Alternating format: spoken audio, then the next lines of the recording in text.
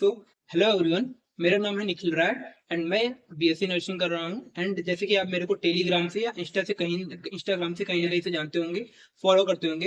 And मैंने जैसे कि मैंने कहा था कि मैं अपने चैनल पे तैयारी करवाऊंगा यूपीसी नेट की, जिसमें मैं नर्सिंग एप्टीट्यूड के क्वेश्चन को सॉल्व करवाऊंगा, नर्सिंग एप्टीट्यूड के कॉन्सेप्ट को क्लियर करूंगा, जो भी कॉन्सेप्ट वाइज टॉपिक्स होंगे। इसके अलावा जो बायोलॉजी के ट्वेल्थ बायोलॉजी के जितने भी चैप्टर्स होंगे, चाहे वो sexual reproduction in flower and plants हो, रिप्रोडक्टिव हेल्थ हो, इवोल्यूशन हो, जितने भी चैप्टर्स हमारे होंगे, हम उनके चैप्टर वाइज एमसीक्यू को प्रैक्टिस करेंगे। एंड जो हमारा नर्सिंग एप्टीट्यूड होगा उसकी भी एमसीक्यू प्रैक्टिस करेंगे एंड कॉन्सेप्ट को क्लियर करेंगे, जो आपकी यूपीएससी की तैयारी को और भी बेहतर बनाएगा किसी भी गवर्नमेंट या प्राइवेट कॉलेज में एडमिशन लेने के लिए। एंड ये मेरी पहली क्लास है, तो हो सकता है मेरे से थोड़ी सी गलतियां हो जाए, प्लीज उसको फॉरगिव करना एंड टॉपिक पे फोकस करना।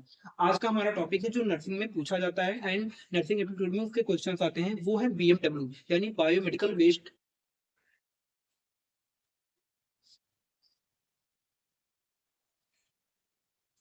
अब ये जो मैंने बोला बीएमडब्ल्यू, ये एक्चुअल में क्या होता है? देखो, बीएमडब्ल्यू होता है बायोमेडिकल वेस्ट मैनेजमेंट। हॉस्पिटल में जितने भी वेस्ट निकलते हैं, जो इंफेक्शियस वेस्ट होते हैं, जितने भी वेस्ट निकलते हैं, उनको बीएमडब्ल्यू के अकॉर्डिंग मैनेज किया जाता है। पहले हम बात करेंगे कि बीएमडब्ल्यू का फुल फॉर्म क्या होता है।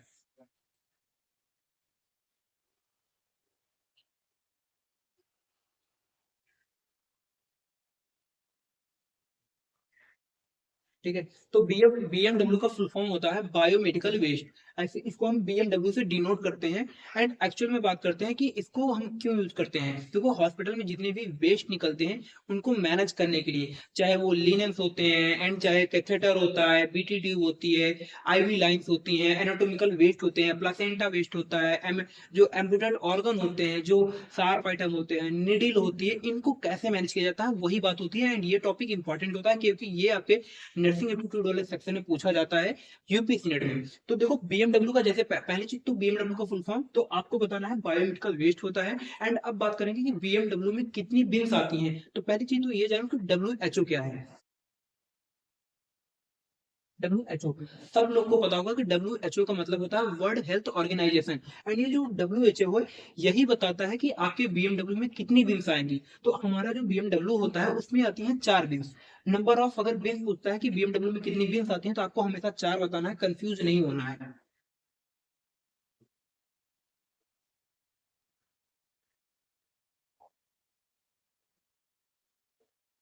तो हम बात करेंगे नंबर ऑफ बिन्स की, तो इसमें आपकी 4 बिन्स आ जाएंगी। अब ये 4 बिन्स कौन कौन सी होंगी? तो आपकी पहली बिन हो जाती है रेड बिन। पहली बिन को हम रेड बिन बोलते हैं। एंड दूसरी होती है हमारी येलो बिन, दूसरी हमारी येलो बिन होती है। एंड थर्ड होती है हमारी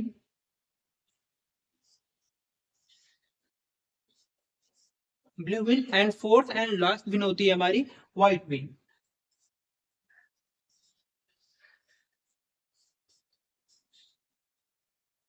व्हाइट बिन। जैसे मैंने आपको बताया कि बीएमडब्ल्यू का फुल फॉर्म होता है बायोमेडिकल वेस्ट मैनेजमेंट, डब्ल्यूएचओ का फुल फॉर्म होता है वर्ल्ड हेल्थ ऑर्गेनाइजेशन। एंड यही डिसाइड करता है कि बीएमडब्ल्यू में कितनी बिल्स आएंगी। तो बीएमडब्ल्यू में जो नंबर ऑफ बिल्स होता है, अगर आता है तो 4 बता दीजिएगा। एंड इसके अलावा मैंने पहले बताया red bin, yellow bin, blue bin and white bin, ये 4 बिन्स होती हैं। तो ये 4 बिन्स की होती हैं एंड इनका क्या रोल होता है वो हम आगे बात करेंगे। इसमें हॉस्पिटल में आपको एक बिन और देखने को मिलती है जिससे आप कंफ्यूज हो जाते हो, जो होती है ब्लैक बिन।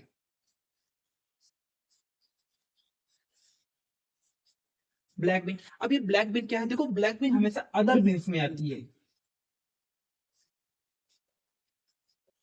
मतलब बीएमडब्ल्यू की जब बात होगी कि बीएमडब्ल्यू में कितनी बिन आती है, तब 4 बिन आती है।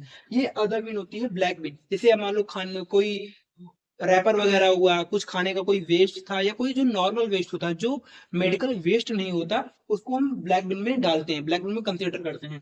जो मेडिकल वेस्ट होता है वो इन 4 बिन्स में मैनेज होता है। बीएमडब्ल्यू के अकॉर्डिंग 4 ही बिन्स होती हैं। ये जो ब्लैक बिन होती है वो हॉस्पिटल में आपको देखने को मिल जाती है, बट ये अदर बिन्स में आती है। तो ये आपका बीएमडब्ल्यू हुआ, नंबर ऑफ बिन्स हुआ, ये कुछ टॉपिक्स थे जो मुझे आपको बता रहे थे कि हाँ, ये इतनी चीजें आपकी होती हैं। अब वन बाय वन हम एक एक के बारे में बात करेंगे कि एक्चुअल में किन किन में क्या डाला जाता है एंड किन चीजों में किस चीज को मैनेज किया जाता है।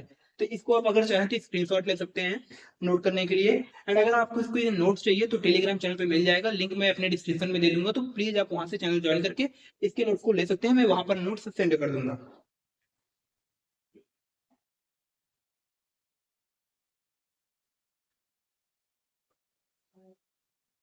अब हम बात करेंगे सबसे पहली पिन हमारी, जो कि हमारी होगी रेड पिन।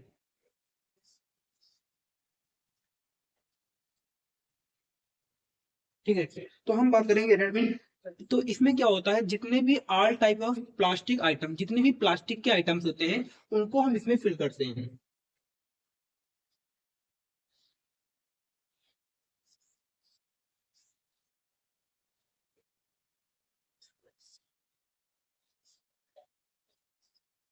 ठीक है, जितने भी आपके प्लास्टिक के आइटम्स होते हैं उसको हम इसमें फिल करते हैं। प्लास्टिक के आइटम कौन कौन से होते हैं?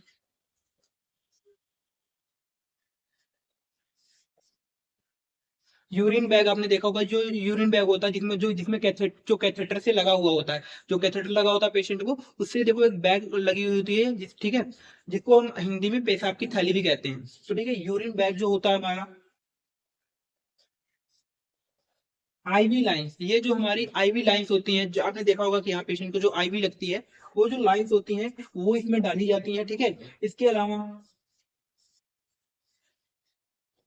कैथेटर, ये जो कैथेटर वाला पार्ट, कैथेटर होता है, चाहे मेल मेल कैथेटर हो फीमेल कैथेटर हो, उसको भी हम इसमें क्या करते हैं, फिल करते हैं। तो जो प्लास्टिक के आइटम होंगे, प्लास्टिक के जितने भी आइटम होंगे, वो आपको हमेशा इसमें मिलेंगे। ठीक है, जिसमें हम आपको सिरिंज भी कंसिडर कर सकते हैं। ठीक है, सिरिंज भी कंसिडर कर सकते हैं, ये आपको रेडमी में हमेशा देखने को मिलेंगे। इसके अलावा और भी आइटम्स हैं, इसका मैं पूरा पीडीएफ आपको वहां पे टेलीग्राम पे अपलोड कर दूंगा। तो ये हमारी रेडमी हो गई।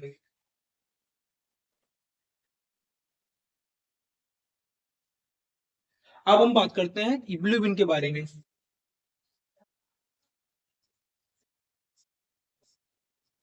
कि ब्लू बिन में क्या क्या, ब्लू बिन में क्या क्या बायोमेडिकल वेस्ट के अकॉर्डिंग मैनेज किया जाता है। तो ब्लू बिन में जितना भी ग्लास वेयर आइटम्स होते हैं, मतलब कांच की जो चीजें होंगी, वो ब्लू बिन में मैनेज की जाती हैं।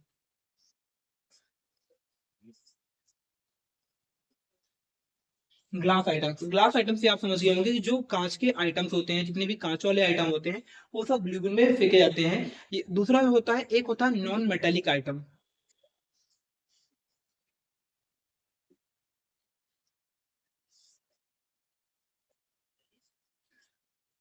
ठीक है, तो आपने बहुत सारे लोगों को सुना होगा कि इनको मतलब टाइटेनियम की रॉड पड़ी थी इनके पैर में, या लोहे की रॉड पड़ी थी, या स्टेनलेस स्टील की रॉड पड़ी थी, आपने बहुत बार सुना होगा।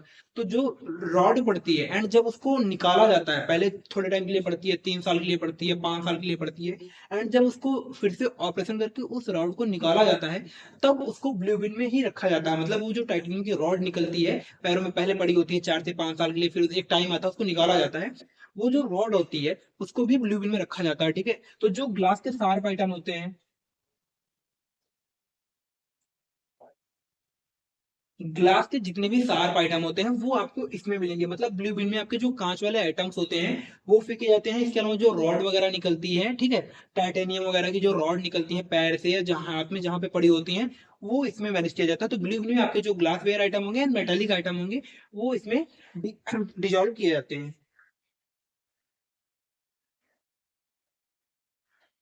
ठीक है, इसके अलावा अब हमारी हम बात करेंगे व्हाइट बिन के बारे में, कि व्हाइट बिन में क्या क्या किया जाता है।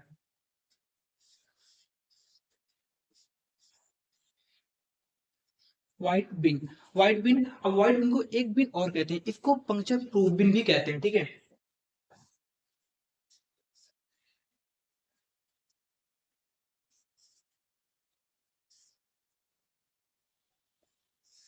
पंक्चर प्रूफ बिन नाम, अगर अगर मान लो पूछता है आपसे कि इन चारों बिन्स में से पंक्चर प्रूफ बिन कौन सी है, तो ये जो व्हाइट बिन आपकी होती है वो पंक्चर प्रूफ बिन होती है।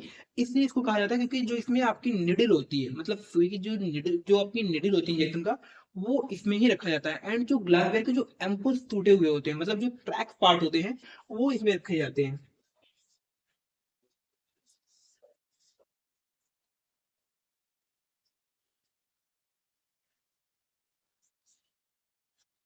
ठीक, तो जो निडिल होता है, जो ब्रोकन एम्पुल्स होते हैं, वो दोनों इसमें रखे जाते हैं व्हाइट बिन में। इसलिए इसको पंक्चर प्रूफ बिन कहते हैं, क्योंकि इसमें निडिल रखी जाती है। ठीक है, इसके अलावा इसमें कोई भी ऐसा वेस्ट, कोई भी ग्लव, मास्क, या कोई प्लास्टिक का आइटम या कोई ग्लास का आइटम कुछ भी नहीं रखा जाता। इसमें आपके जो ब्रोकन एम्पुल्स होते हैं एंड जो निडल्स होती है, वो इसमें रखी जाती है, इसलिए इसको हम पंक्चर प्रूफ बिन कहते हैं।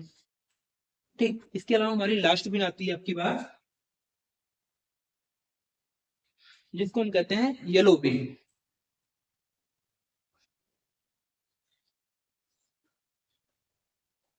ठीक। येलो बिन, अब हम बात करते हैं येलो बिन के बारे में। येलो बिन में जितने भी एनाटॉमिकल वेस्ट होते हैं वो फिल किए जाते हैं।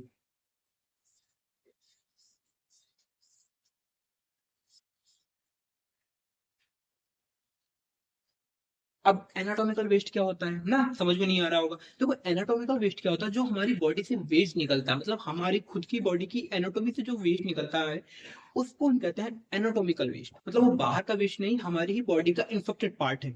अब क्या क्या होता है, अब मान लो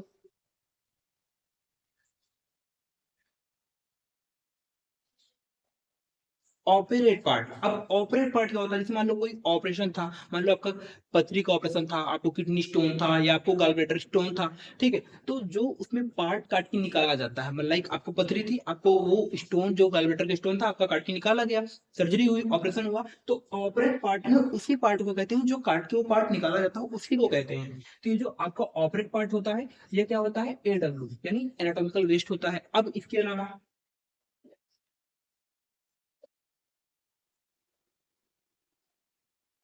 एम्पुटेड पार्ट। अब एम्पुटेड पार्ट क्या होता है, एम्पुटेड पार्ट मतलब जो कट करके निकाला जाता है। जैसे आपने सुना होगा कि इनका पूरा पैर काटना पड़ा था, इनका पूरा हाथ काटना पड़ा था। तो ये जो एम्पुटेड पार्ट होता है, जैसे जैसे कहीं पर इन्फेक्शन कॉज हो जाता है, कुछ ऐसी सिचुएशन आ रही हो जाती है कि पेशेंट के उस लोअर लिम्ब को, अपर लिम्ब को, एक लिम्ब को या दो लिम्ब, मतलब कहीं कहीं एक पैर काटना पड़ता है, कहीं कहीं दोनों पैर काटने पड़ते हैं, कहीं कहीं एक हाथ काटना पड़ता है, कहीं कहीं दोनों हाथ काटने पड़ते हैं। तो ये जो एम्पुटेड पार्ट होता है मतलब कटा हुआ पार्ट होता है बॉडी का। तो ये जो आता है ये भी कहाँ आता है, एडब्ल्यू में आता है, एनाटॉमिकल वेस्ट में आता है। इसके अलावा क्या होता है, जब डिलीवरी होती है तो उस केस में क्या होता है, प्लासेंटा जो मेम्ब्रेन होती है जो बच्चे को क्या करती है, कवर करती है यूट्रस में। प्लासेंटा, अभी जो प्लासेंटा होती है इसको भी इसमें येलो बिन में ही, क्योंकि ये भी ये क्या है, एनाटॉमिकल वेस्ट है। अब दूसरे अलावा बॉडी सीक्रेशन, बॉडी सीक्रेशन जैसे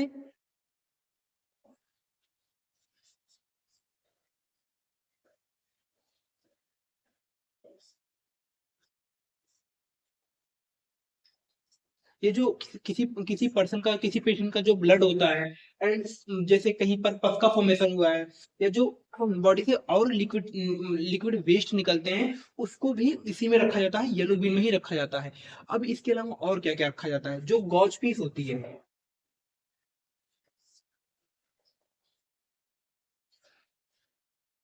जो गॉज पीस होती है,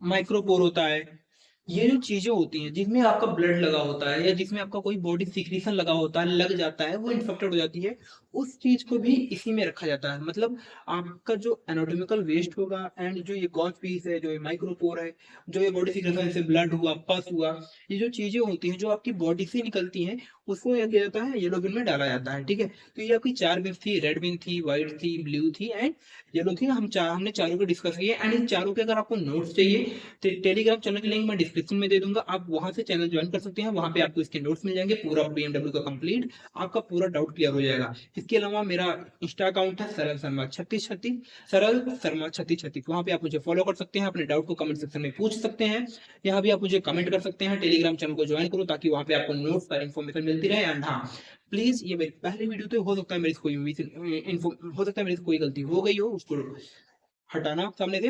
एंड मुझे सपोर्ट करो, सब्सक्राइब करो अपने भाई को, ताकि मैं आपकी यूपीएससी नेट की जर्नी में साथ आ सकूं। बायोलॉजी के चैप्टर वाइज एमसीक्यू बोला है, बायोलॉजी के चैप्टर वाइज एमसीक्यू कराऊंगा, सारे कॉन्सेप्ट को क्लियर करूंगा। एंड नर्सिंग एप्टीट्यूड, क्योंकि मैं खुद नर्सिंग कर रहा हूँ, तो इट्स ओके, मैं आपकी नर्सिंग एप्टीट्यूड को एकदम बेहतर बनाऊंगा, सारे कॉन्सेप्ट को क्लियर करूंगा, एमसीक्यू भी सॉल्व कराऊंगा। प्लीज इस क्लास को ज्यादा से ज्यादा शेयर करो, एंड ज्यादा से ज्यादा लोगों को बताओ, ताकि वो मेरे चैनल को सब्सक्राइब करें, मुझे सपोर्ट करें। एंड आप सबका जो सपोर्ट है ना, वही मेरे को चाहिए, क्योंकि भाई मैं समझ रहे हो कि वीडियो बनाना, स्क्रिप्ट लिखना, वीडियो बनाना, उसके बाद रिसर्च करना, एडिट करना, देन अपलोड करना, सारी चीजें होती हैं। प्लीज मेरे को सपोर्ट करो, सब्सक्राइब करो, एंड जो भी डाउट है कमेंट सेक्शन में पूछो, किस टॉपिक पे वीडियो चाहिए, कौन से चैप्टर का एमसीक्यू पहले प्रैक्टिस कराऊं, ये सब मेरे को बताओ, ताकि मैं आपके जल्द से जल्द वीडियो लेके आ सकूं। बाकी आज की क्लास यहीं तक थी, बीएमडब्ल्यू मैनेजमेंट के बारे में हमने बात किया। आगे हम इसके बारे में बात करेंगे, जितने भी इंपॉर्टेंट हेल्थ डेज होते हैं, जितने भी इंपॉर्टेंट हेल्थ डेज होते हैं, एक वीडियो में सारे कवर कर लेंगे, एंड उसका पीडीएफ भी आपको मिल जाएगा। बाकी तब तक के लिए thank you and all the best for your UPSC net examination journey. हाँ